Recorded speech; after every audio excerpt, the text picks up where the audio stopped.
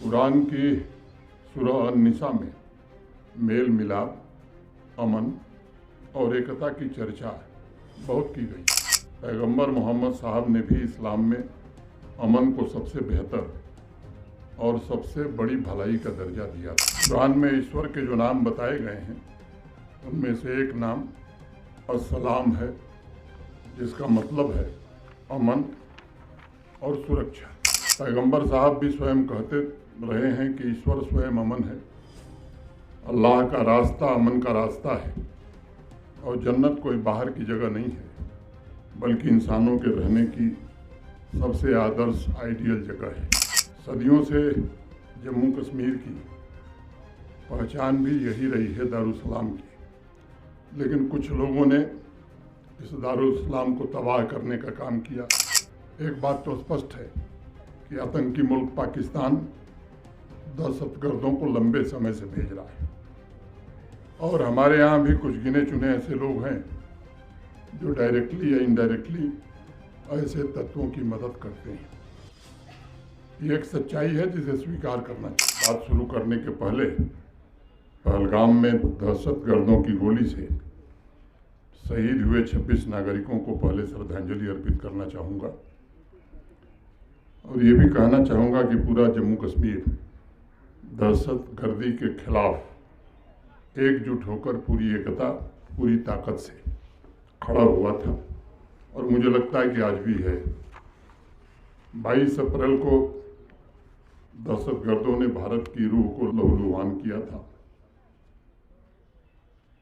और इस महीने के 6 और 7 मई की रात को ऑपरेशन सिंदूर के जरिए पाकिस्तान के भीतर मौजूद 9 आतंकवादी ठिकानों को 22 मिनट में ही ध्वस्त करके उन जख्मों के हिसाब को चुकता करने का प्रयास भी हुआ है। आज मुकद्दस हजरत बल श्राइन बोर्ड में गेस्ट हाउस की संगे बुनियाद रखकर मुझे अत्यंत गौरव की अनुभूति हो रही है। ये प्रोजेक्ट हजरत बल श्राइन में विभिन्न स्थानों से आने वाली श्रद्धालुओं के लिए एक बेहतर सुविधा मुहैया कराने की दिशा में एक अहम कदम होगा। इस जगह पैगंबर मोहम्मद साहब की रहमत बरस रही है और मैं समझता हूँ जम्मू कश्मीर वक्फ बोर्ड का यह प्रयास आवाम की खुशहाली बढ़ाने में एक किरदार अदा करेगा। मैं वक्फ बोर्ड के सभी माननीय सदस्यों डॉक्टर अंद्राबी को बहुत बहुत मुबारकबाद देना चाहता हूँ। मुझे ये भी विश्वास है कि इस गेस्ट हाउस का निर्माण तयशुदा तारीख में शायद मुमकिन हो जाएगा। मेरे पूर्व भी कई लोगों ने अपने विचार रखे हैं। कुरान की सूरह अन-निसा में मेल मिलाप, अमन और एकता की चर्चा बहुत की गई है। पैगंबर मोहम्मद साहब ने भी इस्लाम में अमन को सबसे बेहतर और सबसे बड़ी भलाई का दर्जा दिया था। कुरान में ईश्वर के जो नाम बताए गए हैं उनमें से एक नाम अस्सलाम है, जिसका मतलब है अमन और सुरक्षा। पैगंबर साहब भी स्वयं कहते रहे हैं कि ईश्वर स्वयं अमन है, अल्लाह का रास्ता अमन का रास्ता है और जन्नत कोई बाहर की जगह नहीं है, बल्कि इंसानों के रहने की सबसे आदर्श आइडियल जगह है। कुरान में उसे दारुसलाम यानी अमन का घर कहा गया। सदियों से जम्मू कश्मीर की पहचान भी यही रही है दारुसलाम की, लेकिन कुछ लोगों ने इस दारुसलाम को तबाह करने का काम किया और ये सच मैं समझता हूँ कि आप में से अधिकांश लोग जानते हैं। पहलगाम हमले के बाद इस बात को कहते हुए लगता है कि हम ऐसी बातें दोहरा रहे हैं जो वर्तमान परिस्थितियों से मेल नहीं खाती हैं। जिस धरती को पैगंबर साहब का आशीर्वाद मिला, जहाँ बाबा अमरनाथ और माता वैष्णो देवी का वास हो रहा हो, वहाँ दहशतगर्दी चल सकती है, इस पर मुझे लगता है कि सबको विचार करना चाहिए। उस जगह पहलगाम जैसी बर्बर आतंकी घटना हो, मजहब पूछकर निर्दोष लोगों का खून बहाया जाए, एक विचारणीय प्रश्न है। मेरा मन इस तरह के अनेक प्रश्नों को लेकर व्यथित है और मैं जब इसका उत्तर ढूंढने जाता हूं तो बहुत सारी चीज़ें मुझे नज़र आती हैं। एक बात तो स्पष्ट है कि आतंकी मुल्क पाकिस्तान दहशतगर्दों को लंबे समय से भेज रहा है और हमारे यहाँ भी कुछ गिने चुने ऐसे लोग हैं जो डायरेक्टली या इनडायरेक्टली ऐसे तत्वों की मदद करते हैं। ये एक सच्चाई है जिसे स्वीकार करना चाहिए। पाकिस्तान सरकार और वहाँ की सेना के द्वारा भेजे गए आतंकवादियों को कहीं न कहीं तो खाद पानी मिल रहा है, कहीं दाना पानी भी मिल रहा है, कहीं न कहीं उन्हें मदद भी कुछ लोग पहुंचा रहे हैं। लेकिन ये भी हकीकत है कि पहलगाम की घटना के पश्चात आतंकी मुल्क पाकिस्तान के खिलाफ जिस तरह कश्मीर के लोग या पूरे जम्मू कश्मीर के लोग स्वतः, जिसे हम कहते हैं स्पॉन्टेनियस, सड़क पर निकल करके इसका विरोध किए, उसकी जितनी सराहना की जाए वो शायद कम होगी। लगभग मोटे तौर पर 5 साल मुझे भी होने जा रहा है, लेकिन अनेक बुजुर्गों से मेरी भेंट हुई है इन दौरान और उनका कहना है कि ऐसा मंजर जम्मू कश्मीर में हमने कभी नहीं देखा था। कश्मीर घाटी के हर कोने से, हर घर से लोग स्वतः सड़कों पर उतरे, आतंकवाद के खिलाफ जोर से नारे लगे और पूरी वादी गूंज उठी। हफ्तों तक बच्चे, नौजवान, महिलाएं, बुजुर्ग दहशतगर्दों के खिलाफ बिना किसी के कहे स्वतः स्फूर्त प्रदर्शन कर रहे थे और इस बदले हुए जम्मू कश्मीर की तस्वीर देश नहीं पूरी दुनिया देख रही थी। मैं जानता हूं कि दहशतगर्दों के खिलाफ आवाम में आज भी गुस्सा है और वो चाहते हैं कि उनका पूरी तरह सफाया हो। इस बात से ये साफ जाहिर होता है कि वे लोग जो आतंकवादियों का सपोर्ट करते हैं वो अब समाज में बिल्कुल अलग थलग पड़ गए हैं और इसलिए मैं आपसे दरख्वास्त करूंगा कि अब आतंकवादियों के मददगारों की पहचान हो, उन्हें भी जम्मू कश्मीर के सीने पर जख्म देने की बड़ी सजा मिले जो किसी आतंकवादी को मिलती है। अब समय उसका आ गया है।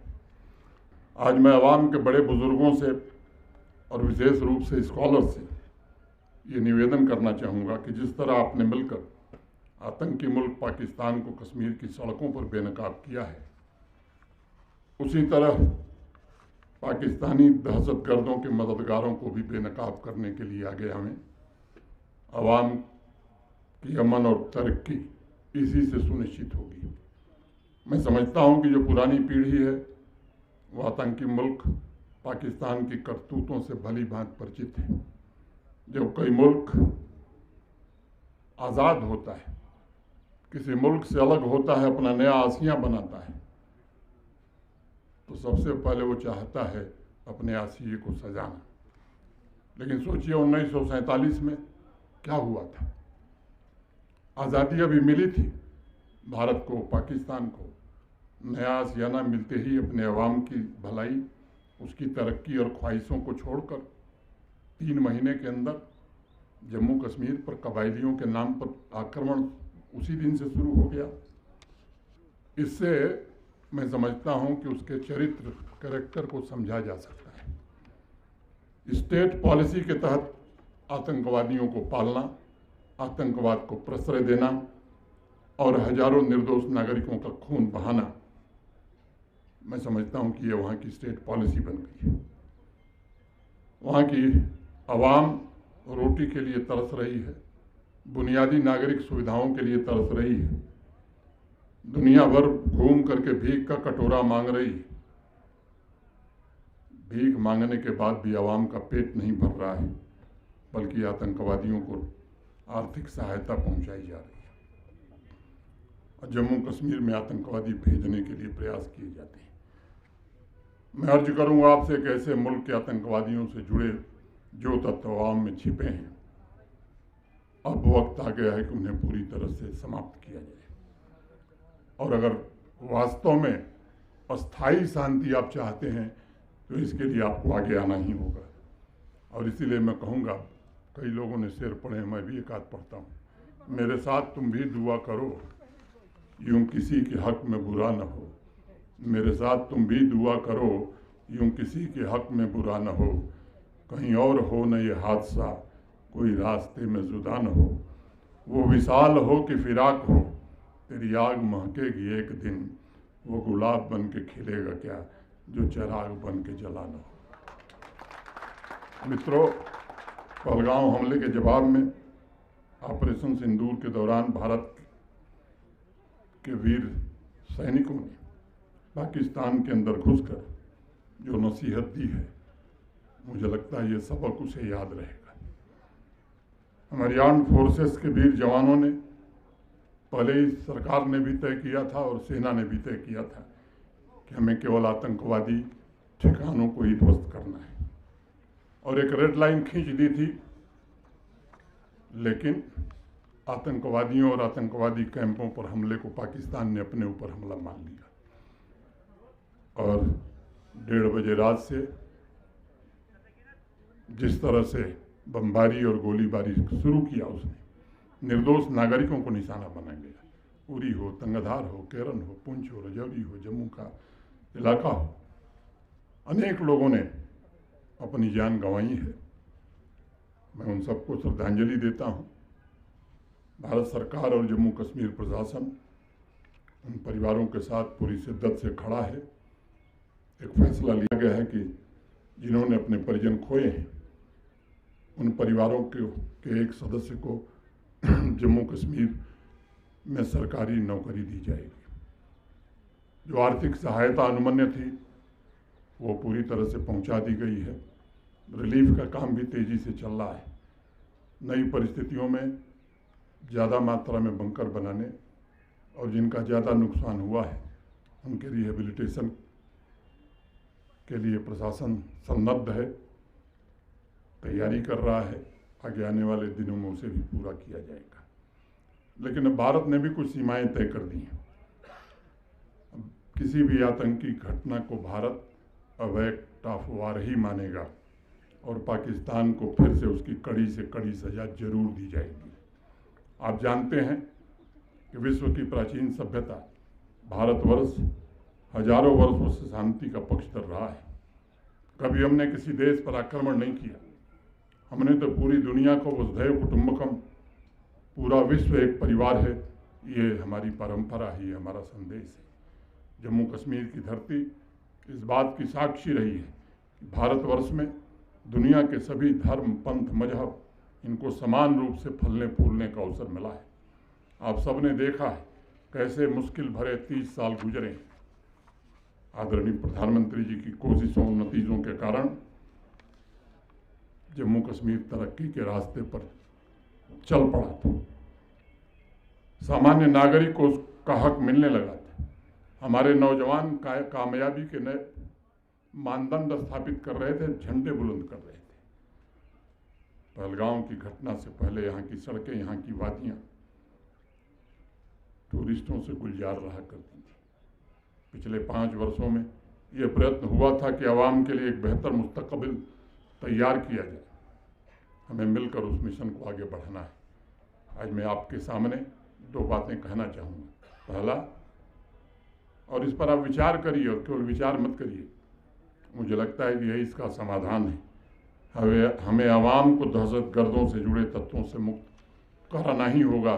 शांति इसके बिना हो नहीं सकती। और दूसरा, आवाम की तरक्कियात की ज़रूरतों के लिए जो प्रोजेक्ट्स हैं उन्हें रफ्तार देनी होगी। और मैं बार बार कहता हूं कि तरक्की के लिए अमन ये पूर्व शर्त हुआ करती है। और इसलिए आपको इसी क्रम में अगर मिशन पूरा करना है तो आपको भी साथ खड़ा होना होगा। ये जिम्मा केवल सुरक्षा बलों और पुलिस का नहीं है, आम नागरिकों का भी है। पैगंबर साहब ने एक हदीस में फरमाया है कि तुम अल्लाह से अमन मांगो। और मैं चाहूँगा कि जम्मू कश्मीर की आवाम मिलकर मेरे साथ ये दुआ करे। चलते चलते आखिर में मैं ये भी कहना चाहूँगा कि जो लोग जिम्मेदार हैं उन्हें भी कुछ भी बोल दिया जाए इससे बचना चाहिए। मेहमान यहाँ की तहजीब खराब कर रहे हैं। रेलगाड़ी आएगी तो ये स्टेट स्पॉन्सर्ड डेमोग्राफिक इन्वेजन है, इस तरह के बयान जब दिए जाते हैं तो मैं समझता हूँ कि इससे भी परेशानी पैदा होती है। कुछ लोग मुझे मिलने आए थे और स्थानीय लोग थे, बड़े होटेलियर्स हैं।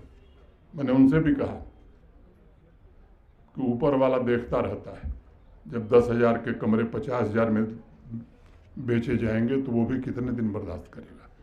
हमें खुद भी अपने अंदर भी झांक करके देखना होगा कि हम कैसा सलूक करते हैं। जो लोकल और नॉन लोकल की बात करते थे, आज हम फिर कह रहे हैं कि नहीं, नॉन लोकल जल्दी आवे, जल्दी आवे, जल्दी आवे। आखिर ये देश सबका है, सब मिल करके रहेंगे तभी आर्थिक तरक्की हो सकती है। ऐसे शब्दों का प्रयोग यदि बंद नहीं होगा, यकीन मानिए शांति स्थापित होने वाली नहीं। पूरा भारत एक, चाहे श्रीनगर हो या फिर श्रीगोंदा हो, दोनों जगह सिर्फ भारतवासी हैं। इसलिए इस तरह के शब्दों का प्रयोग करना, आवाम में भेदभाव पैदा करना, इसकी मुखालफत होनी ही चाहिए। और ख़ास तौर से जो लोग जिम्मेदार पदों पर हैं या पदों पर रहे हैं, उनसे तो ये उम्मीद की जाती है कि वो मर्यादा का पालन करेंगे, एक भारत श्रेष्ठ भारत की स्पिरिट को प्रमोट करने में मदद करेंगे। अनेक वक्तव्य हमने सुने हैं, आपने भी सुने हैं पिछले 7-8 महीने, जिससे आवाम को बांटने की कोशिश हुई है। कुछ ऐसे बयान आए हैं जो भाई भाई के बीच खाई पैदा करने वाले हैं, और ऐसे बयानों से आवाम के दुश्मनों का हौसला भी बढ़ता है, ये भी हमें ध्यान रखना चाहिए। इसलिए मेरा आग्रह होगा कि आज और अभी से जम्मू कश्मीर के भीतर अगर इस तरह की बातें लोग कह रहे हैं तो उसकी भी मुखालफत होनी चाहिए, चाहे वो कोई हो। और इसका उपयोग यदि बंद नहीं होगा तो शांति स्थापित नहीं होने वाली है। हम सब भारतवासी हैं, आपसी भाईचारे एकता की ताकत से हमें जम्मू कश्मीर को तरक्की के शिखर पर पहुंचाने का संकल्प लेना चाहिए। हमें आने वाली नस्लों के लिए भी ऐसा वातावरण छोड़कर जाना चाहिए जहां खुशहाली हो, मोहब्बत हो। पैगंबर साहब हम सभी पर अपना आशीर्वाद बनाए रखें। बाबा अमरनाथ हर परिवार को धन धान्य पैदा करें, यही मेरी इबादत है। और अंत में 2 पंक्तियाँ कह के अपनी बात ख़त्म करूँगा। मैं तमाम तारे उठा के गरीब लोगों में बांट दूँ, मैं तमाम तारे उठा के गरीब लोगों में बांट दूँ। कभी एक रात वो आसमां का निज़ाम दे मेरे हाथ में, कभी एक रात वो आसमां का निज़ाम दे मेरे हाथ में। जय हिंद, जय भारत।